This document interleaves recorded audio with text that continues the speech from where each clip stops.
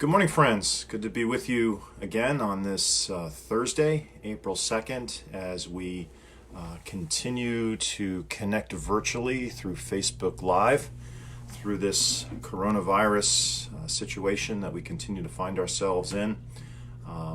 Just was watching the news this morning, as I'm sure many of you were, and reports, especially out of New York, look like a grim couple of weeks ahead. But hopefully we'll be able to turn the corner at some point down the road soon.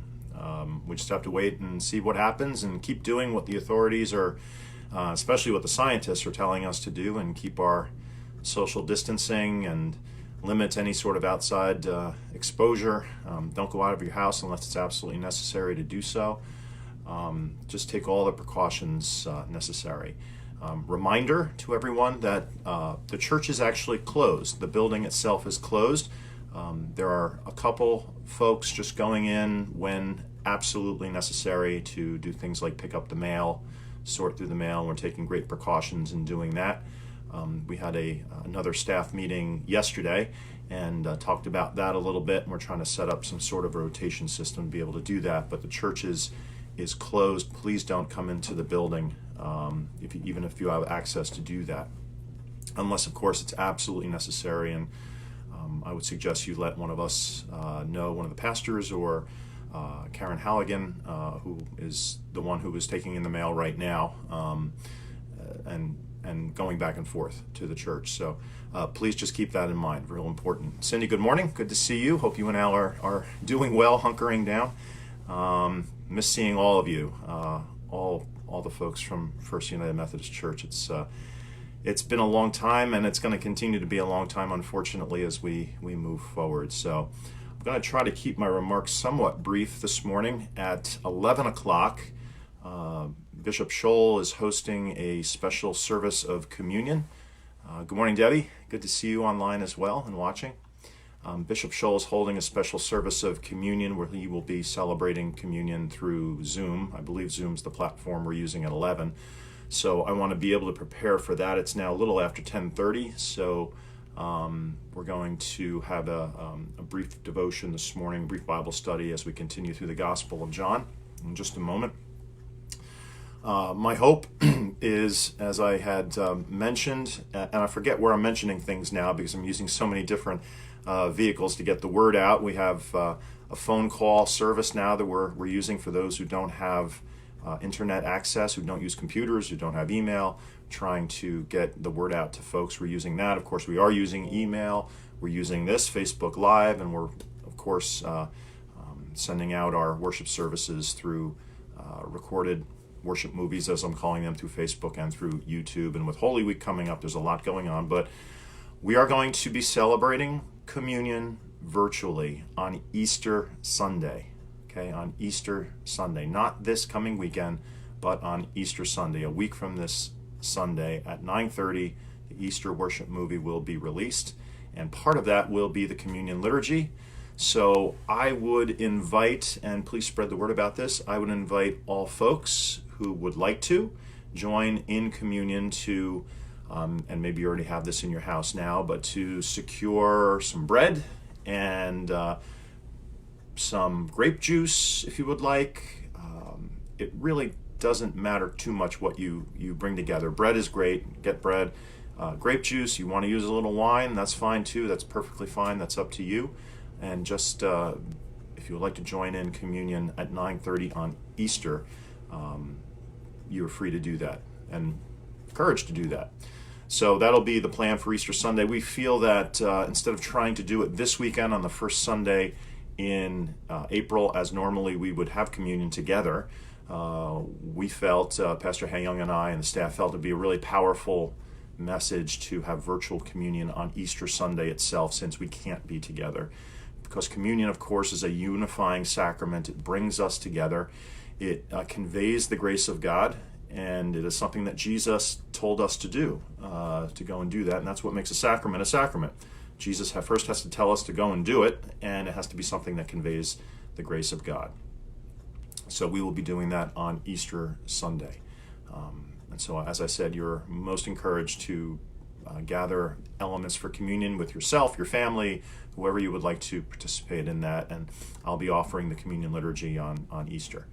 So yes, good morning. Let's see, I said good morning to Debbie, I think, already. Mary, good to see you on this morning. And Bobby, I see you're joining in. And Alan, hope you're doing well. I know you're probably just crazy busy, just taking care of people. For those who don't know, Alan's in the healthcare industry, and spoke with him probably a week ago, and he's just been doing great work, as so many of our healthcare providers have. Nurses, doctors, EMT folks, everyone. So special prayer for you this morning, Alan, and say hi to AC for me also. And Marilyn, good to see you also, joining in and watching this morning. And hope everyone is well in your family also. So as we move forward then, we're looking at the Gospel of John, and we kind of finished up the story of the woman at the well, the Samaritan woman, yesterday in chapter 4.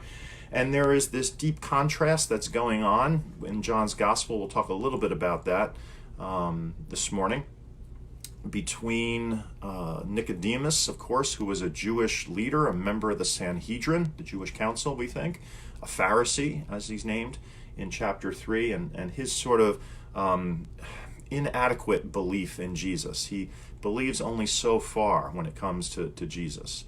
And contrasting that with a Samaritan woman on the fringes, woman who has a questionable background, woman who is, an outcast in some way. She has to come to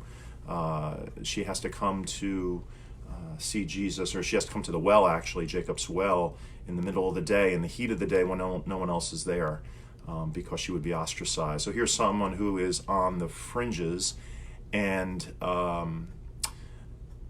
is nevertheless accepted by Jesus, welcomed into the fold, practices full belief. So that's an interesting comparison that we find. So we move on then to the end of chapter 4, and Jesus is returning back to Galilee, and there is the second sign that's going to take place here. So that's a very interesting way to end chapter 4, with Jesus returning back to Galilee. And verse 43 starts, "When the 2 days were over, he went from the place to Galilee. For Jesus himself had testified that a prophet has no honor in the prophet's own country." He's quoting Proverbs there. When he came to Galilee, the Galileans welcomed him. So he did get a welcome in Galilee, apparently, since they had seen all that he had done in Jerusalem at the festival, for they too had gone to the festival. So they believed because of the signs and the wonders that Jesus performed. Semea kaiterata in Greek, signs and wonders. And that's why the Galileans believe. So their belief is not quite what the Samaritan belief is. Remember, the Samaritans didn't need signs and wonders to believe. They believed based only on Jesus' word. So that's an interesting juxtaposition as well. And then we have the end of this chapter in verse 46. "Then he came again to Cana in Galilee, where he had changed the water into wine." So John is bringing him back to the place where the first sign takes place, the water to wine miracle at the wedding. "Now there was a royal official whose son lay ill in Capernaum. When he heard that Jesus had come from Judea to Galilee, he went and begged him to come down and heal his son, for he was at the point of death. Then Jesus said to him, 'Unless you see signs and wonders, you will not believe.'" So Jesus kind of not wanting to do this, maybe, very much a little hesitant, as he was with the wedding at Cana also. He didn't want to change the water into wine right away, because his hour had not yet come, he said. The official said to him, "Sir, come down before my little boy dies." Jesus said to him, "Go, your son will live." The man believed the word that Jesus spoke to him and started on his way. As he was going down, his servants, or his slaves in Greek, met him and told him that his child was alive. So he asked them the hour when he began to recover, and they said to him, "Yesterday at 1 p.m, the fever left him." The father realized that this was the hour when Jesus had said to him, "Your son will live." So he himself believed, along with his whole household. Now this was the second sign that Jesus did after coming from Judea to Galilee. And that ends the chapter. The second sign that Jesus did. Now I just want to close this morning. As I say, I'm keeping it brief today. I need to prepare for communion with the bishop in just a little bit, but just consider this. this second sign that takes place, because there are similarities with the first sign, which is why scholars think that John, the author, may have had a source in front of him, another written material called a sign source that listed signs of Jesus, just by doing grammatical studies and what's called in biblical studies source criticism, redaction criticism, fancy words that you don't need to know about, but you can kind of tell linguistic patterns. And so we think that a source was used. John may have used a source that listed the signs of Jesus, and that word signs is really important in that source. So the author, I'm just going to read from this one author who talks about this. The author, meaning John, wanted us to relate this to the previous incident, and this is clear because twice he reminds us that the first sign miracle at the wedding at Cana, at the beginning of the story and at the end of the story. And so here's some of the similarities between the two signs. The first sign at the wedding at Cana, water into wine, and the second sign, the healing of the official's son. First, Jesus had just come back into Galilee. Okay, that has just happened in both signs. Someone comes to him with a request. Okay, it was Jesus' mother in the wedding at Cana. Here it's the royal official who comes begging that Jesus heal his son. Indirectly, Jesus at first seems to refuse. There's a little bit of hesitancy, as I said before. And fourth, the petitioner persists.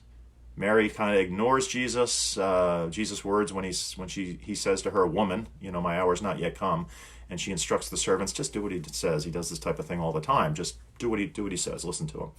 And of course, the royal official persists as well, and just please says, "Sir, come down before my little boy dies." He doesn't take no for an answer. And then, of course, lastly, Jesus grants the request. And that leads to another group of people, his disciples in the wedding at Cana, or the nobleman's household here in this story, to believe in him. To believe in him. So the sign itself leads others, not just the petitioner, but others to believe in Jesus as well. And so here's why we think that there may have been a source involved here, because you have these repeating patterns in this story. And we're going to see that again in other signs in John's Gospel. So I'm going to end it there for today. Good to see you. I see Sue came on too. Sue Mitchell, good to see that you're watching also. And Susan, you've come on as well. Good to see you too, and I hope you have a great day. Everyone, please stay safe out there. And I do pray that God blesses you in a way that maybe you're not anticipating, maybe you're not thinking about. God's blessing comes to us even in the midst of valley experiences like we're going through now. So everyone be well, be safe, and I will connect with you again tomorrow. God bless.